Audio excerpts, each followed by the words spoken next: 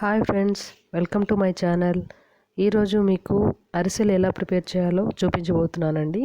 అయితే అరిసెలకు కావలసిన పిండిని మనం ముందుగానే ముందు రోజే నానబెట్టుకొని ఆరబెట్టుకున్న తర్వాత వాటిని పిండి పట్టించుకొని పక్కన పెట్టుకోవాలి. అయితే ఈ పిండి కాస్త ఆరనివ్వాలి. పిండిని మెత్తగా పట్టించుకొని పక్కన పెట్టుకోవాలి.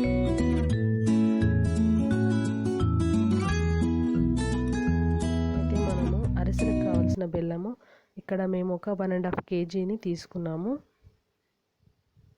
1.5 kg బెల్లానికి 2 kgs పిండి అనేది అవసరం పడుతుంది. ఇక్కడ మేమైతే 2 kgs పిండిని యూజ్ చేసాము. ఇప్పుడు మనం బెల్లాన్ని బాగా ఇలా మెత్తగా దంచుకోవాలి.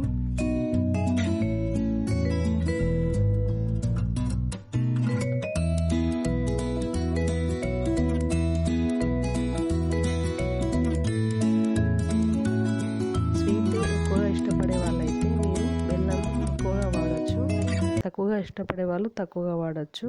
ఈ ప్లేస్లో మీరు చక్కెరని కూడా యూస్ చేసి అలా కూడా మీరు అరిసెలు చేసుకోవచ్చు. చేసుకోవాలనుకుంటే ఇది బెల్లాన్ని యూజ్ చేయాల్సి ఉంటుంది.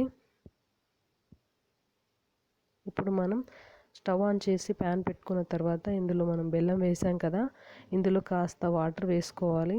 ఎక్కువగా వేయకూడదు.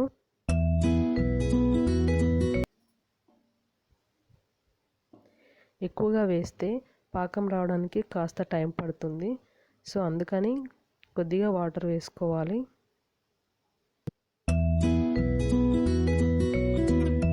ఇది కరిగేంత వరకు వెయిట్ చేయాలి.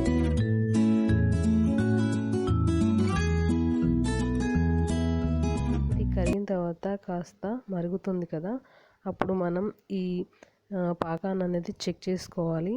ఎందుకంటే పాకం అనేది పర్ఫెక్ట్గా ఉంటేనే మనకు అరిసెలు కూడా పర్ఫెక్ట్గా వస్తాయి. సో అందుకోసం ఒక బౌల్లో వాటర్ వేసుకొని మనం ఈ పాకాన్ని వేసి కాస్త చెక్ చేసుకోవాలి. ఇప్పుడైతే ఇది పాకం ఇంకా రాలేదు. మరొకసారి చెక్ చేసుకుంటూ ఉండండి. ఎందుకంటే పాకం ఈ అరిసెలు రావడానికి మెయిన్ ఇంగ్రీడియంట్ ఏంటంటే పాకమే. ఇంకా సో అందుకోసం ఇది చెక్ చేసుకోవడం చాలా అవసరం.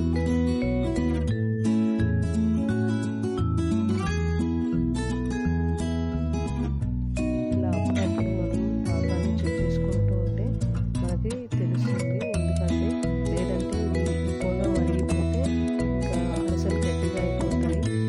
సో అందుకోసమని ప్రతిసారి చెక్ చేసుకుంటూ ఉండాలి.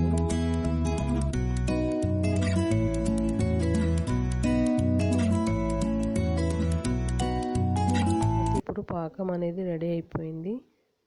సో ఈ పాకంలో మనం ఇప్పుడు ముందుగా ప్రిపేర్ చేసుకున్న అరిసెల పిండిని ఇలా మనం కొద్దిగా వేస్తూ కలుపుతూ ఉండాలి.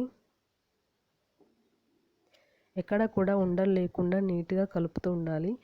ఉండలుగా ఉన్నట్లయితే మధ్య మధ్యలో పిండిగా ఉంటుంది. ఇంకా మనకు సరిగా కలవకుండా మనకి అంతా మధ్య మధ్యలో ఉండలుగా వచ్చేస్తుంది. అందుకోసమని బాగా కలుపుతూ దీన్ని ఇలా కొద్దిగా చల్లుతూ కలుపుతూ ఉండాలి.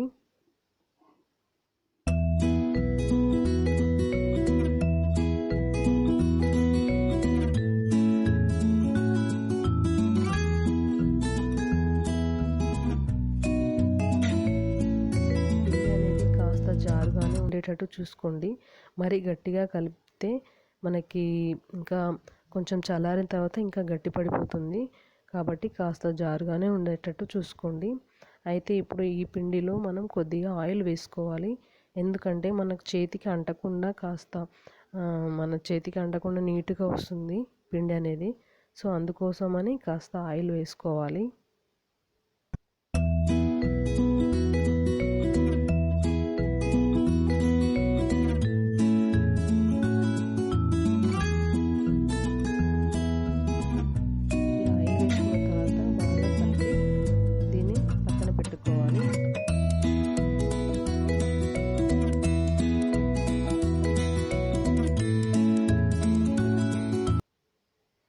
దీనినే చలివిడి పిండి అని కూడా అంటారు.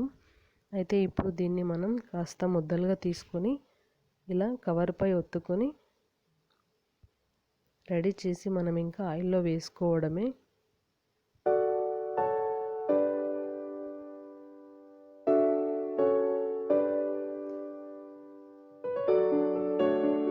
అయితే ఇది ఆయిల్లో వేసుకోగానే మనం ఎక్కువసేపు కాలకుండా వెంటనే తీసేయాలి, లేదంటే అది గట్టిగా అయిపోతుంది. ఇవి చాలా డెలికేటెడ్ అనమాట. సో అందుకోసం వీటిని త్వరగా తీసేయాలి, లేదంటే తొందరగా మాడిపోతుంది.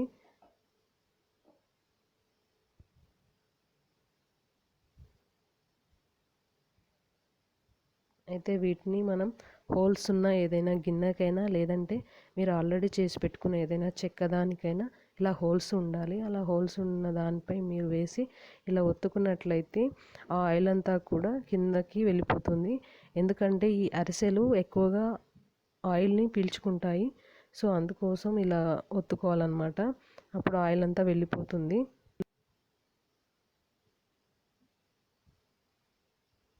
ఇప్పుడు ఆయిల్ అంతా అయిపోయిన తర్వాత ఇంకా అరిసెలు